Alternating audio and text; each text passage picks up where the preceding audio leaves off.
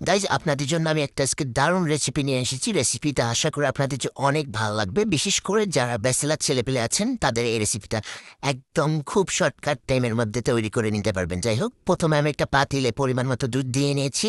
এই দুধটা যতক্ষণ পর্যন্ত না গরম হবে এভাবে হালকা করে নাড়তে থাকবো। এর মাঝে আমি কয়েকটা রুটি স্লাইস নিয়ে নিয়েছিলাম। এই রুটি স্লাইসগুলো এখন আমি সুন্দরভাবে গুছিয়ে রাখবো। যাই হোক, পরবর্তীতে কি করব, এই দুধটা যখন গরম হতে থাকবে, এই গরম হওয়ার ফাঁকে ফাঁকে আমি যে রুটি স্লাইসগুলো নিয়েছিলাম এই রুটি স্লাইসগুলোকে একটা শেপে কেটে নেব। কিন্তু একটা কাটতে গিয়ে আমি হাঁপায় গেলাম। যাই হোক, অলরেডি দুধটা সিদ্ধ হয়ে গিয়েছে।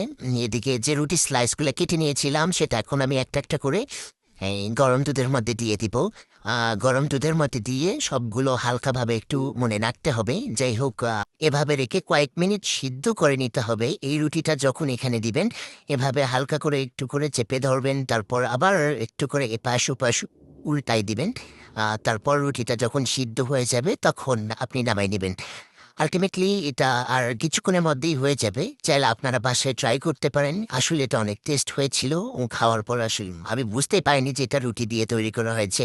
আপনারা চাইলে এটা অবশ্যই বাসায় রেডি করবেন, করে জানাবেন যে কেমন হয়েছে। এখন আমি একটা পাতি মানে ছোট একটা বাটি নিয়ে নিয়েছি। এই বাটিটাতে আমি পরিমাণ মতো উঠাই নেব। নেয়ার পর আমি কয়েকটা বিস্কিট দিয়ে এটা গার্নিশ করে নেব। তারপর হচ্ছে আমার রাতে ভেজে রাখা কিছু চাল ছিল।